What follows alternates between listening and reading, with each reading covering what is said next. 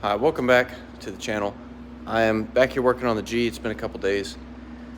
Actually, it's Tuesday. I was working on the car Sunday, the last video you saw, and I kind of left you on a cliffhanger to show you everything else. And in this video, this is just the intro to what I'm showing you.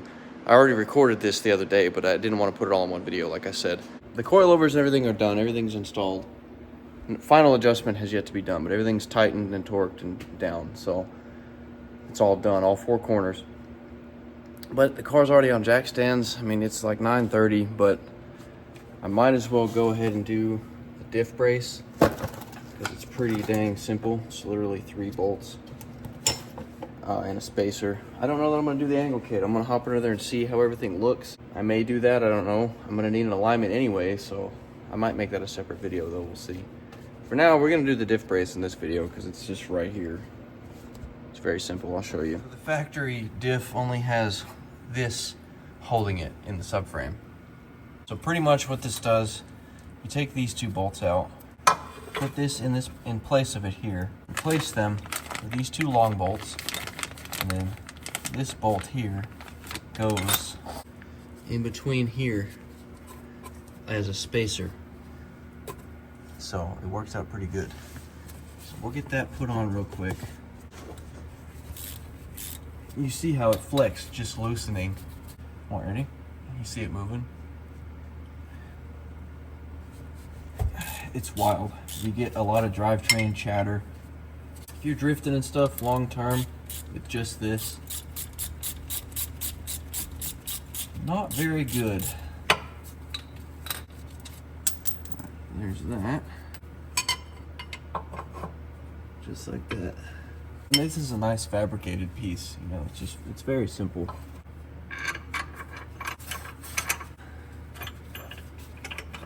It goes through like this. Like that.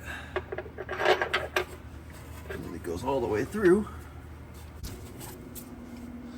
This is the gist of it. 1 bolt here, 1 bolt here. Goes through the subframe with that spacer to hold it in place, and then a nut, lock nut, and a washer on this side, and it's good to go. Oh, there it is, all done. Very simple upgrade for the diff. It's very nice. Now there will be less slop in the drivetrain because it has 2 mounting points now. It looks nice too. Lots of good things happening. Good deal. That's done. Now we're going to look at the angle kit and see what it's like. So like I showed you for the angle kit, gktech and rack spacer from gktech as well. These 2 combined are supposed to get 60 degrees of angle, which is pretty sick. Just being a bolt-on affair, it's not anything super crazy. You just get a new tie rod end, and it's pretty straightforward, you know. I'm gonna show you currently, pardon the muddy ass wheel, how much angle it has now at full lock. It's not very much at all. God, that wheel's filthy. That's our comparison. This is driver's side, full lock. It's not that much. It's decent.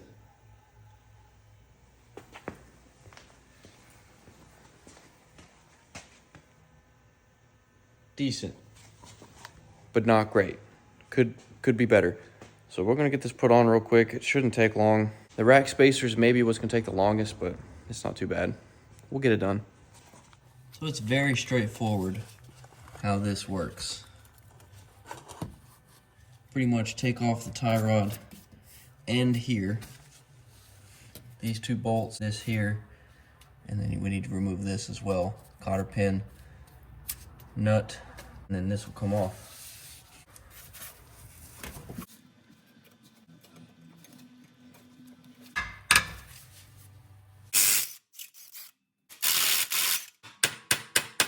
I had to break out the torch to heat up the ball joint. It or the tie rod in, it was not wanting to come out, even beating it with a sledgehammer. So broke the old torch out and heated it up, and it's off. Now I just gotta take this nut off, and then we can start putting the angle kit together. Now that is off. It's free to move. This is how the angle kit bolts on. This goes through this hole here. And this bolts here. And then you tie rod in, threads back on this way. But first we gotta pull this bolt out and then put some Loctite on it. And I'm gonna go ahead and put the dust boot on this too. It comes with it, I might as well use it. Got the inner tie rod taken off, all cleaned, because we're doing our rack spacer. And on left-hand drive cars, the bolt-on spacer goes on the passenger side, and then you have a little slip-on spacer that goes on the driver's side. So this goes on the driver's side really no matter what. Left-hand drive, right-hand drive, doesn't matter. This bolt-on goes on the passenger side no matter what configuration you have. But we have to put Loctite on the threads here and the threads here, because this is going to screw onto here, and then this will bolt into the rack and space the rack out a little bit more. This is just going to give the rack more throw this way and that way without exceeding the capabilities of the rack. This gets about as maximum angle out of it as you can get without hurting it.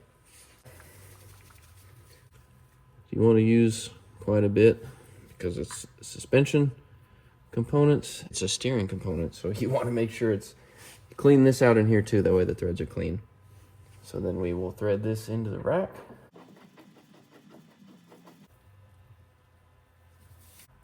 There we go.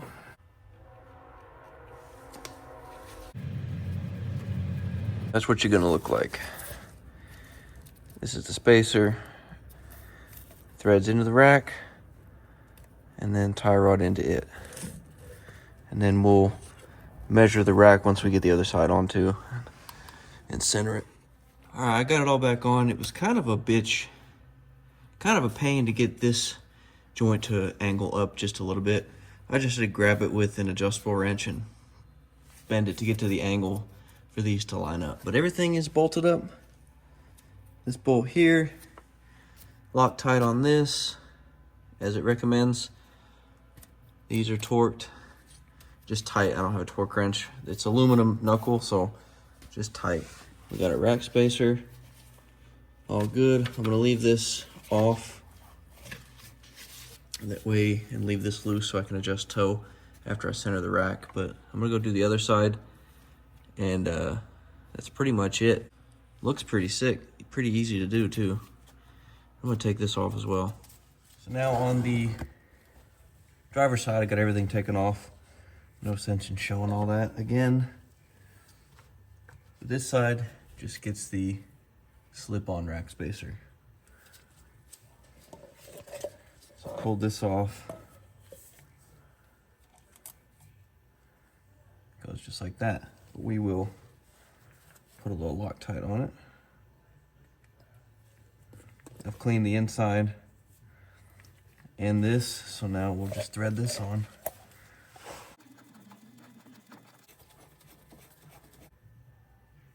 There we go. I have to take this bolt out in order to put Loctite on it because we don't want it backing out. And while that's out, I'm gonna pull this off and then put the dust boot on. Just because this is like a PTFE lined joint, but I'm still gonna put the dust boot on, I might as well. And then everything just bolts on. It's pretty simple, but you have to Loctite this, and that is it. The only thing you gotta Loctite.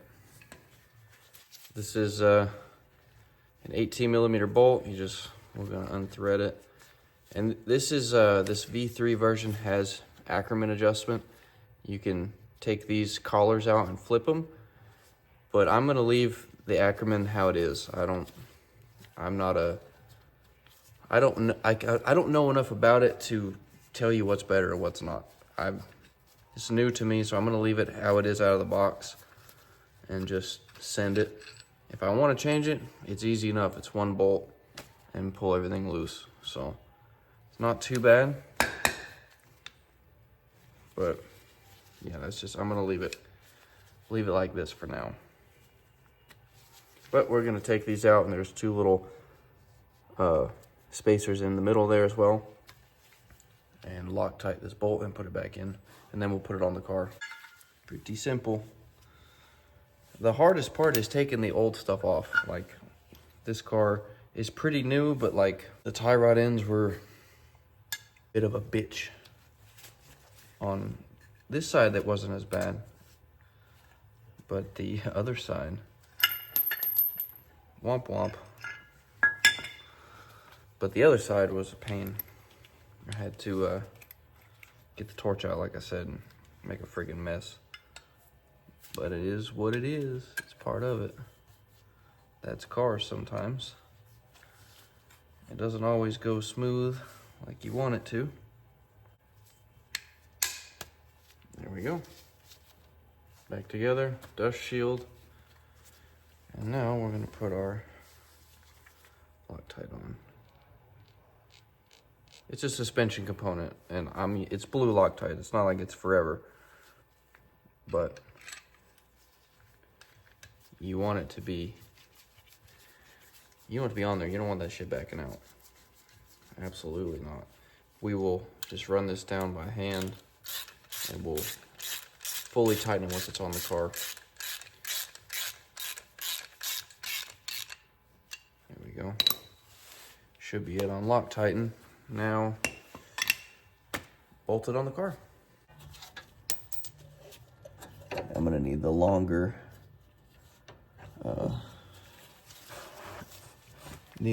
one of these. The kit comes with two different kinds, two different lengths, a long and a short. The short gets used on the side with the bolt-on spacer, and then the long one gets used over here on the slip-on spacer side.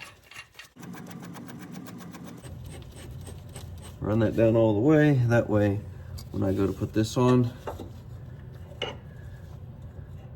I can do it this way.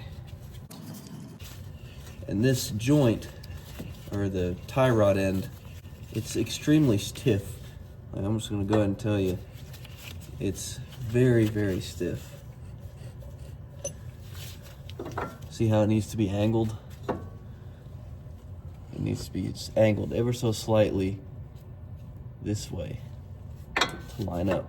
It's tricky to get it there because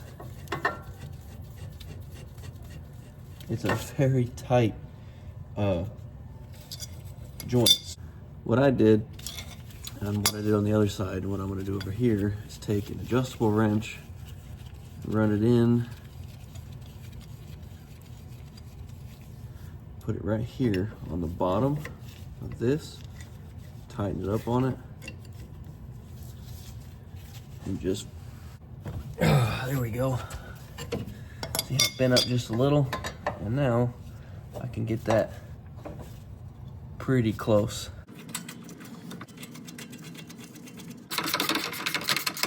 This 18 down here too. You don't want to overdo it. But again, it is a suspension part. You don't want it to fall off. There we go.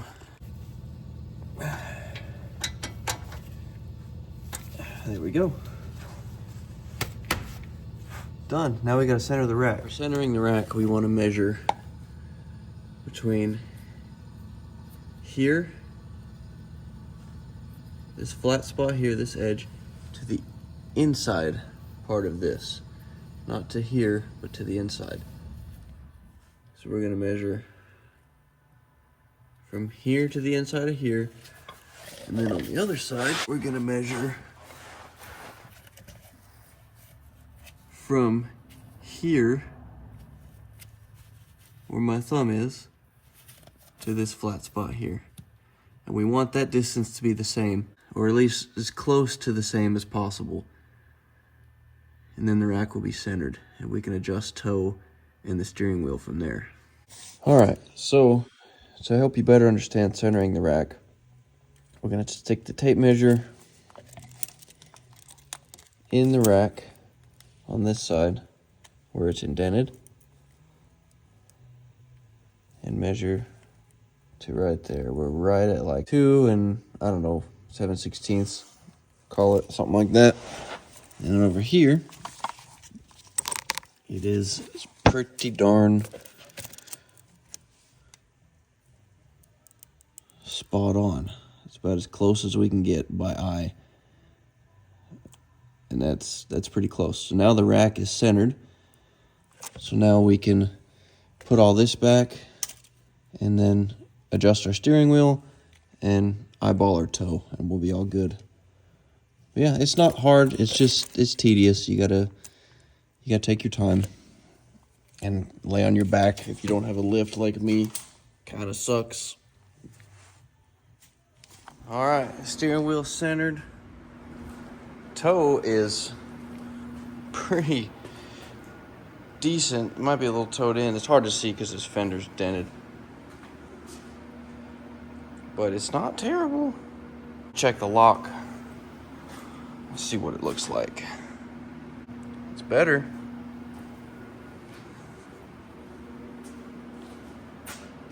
A lot better. So since the last clip you saw, it's been a couple days. The car has been properly aligned and ride height adjusted even more. The rear, I dropped down about another inch. The coils are almost maxed out in the back, but not quite. I'm gonna run a bigger tire than those, so it'll fill that wheel well up a little bit more. And the front, I put some 235 40s on, just to kind of fill it up more. Got it aligned good, so it sits pretty, almost flush. Pretty flush, actually. And then I put a new fender on the car. I'll put some pictures up right here of me fixing it and stuff.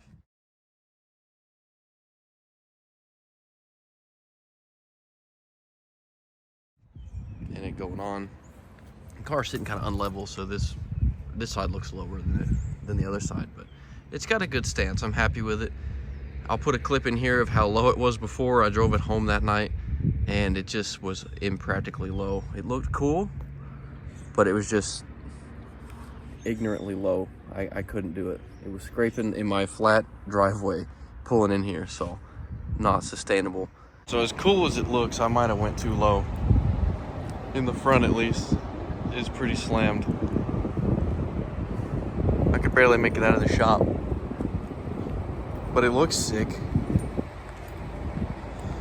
Looks pretty sick. Yeah, I'm probably gonna raise the front a little. But yeah, I think that's gonna do it for this one. I'm gonna get back to work. I just wanted to close this video out proper rather than just ending it so abruptly like that. But car looks good, suspension's dialed, it feels amazing. Super nimble and planted, which is good. Haven't slid it yet. I did some donuts and it feels pretty good, but it's sick. It's coming along good. So I'll be doing the dual caliper setup and the hydro this weekend. So that'll be the next video you'll see. But for now, hope you enjoy the video. Be sure to like, comment, and subscribe, all that good stuff. And stay tuned for more updates on the G. Peace.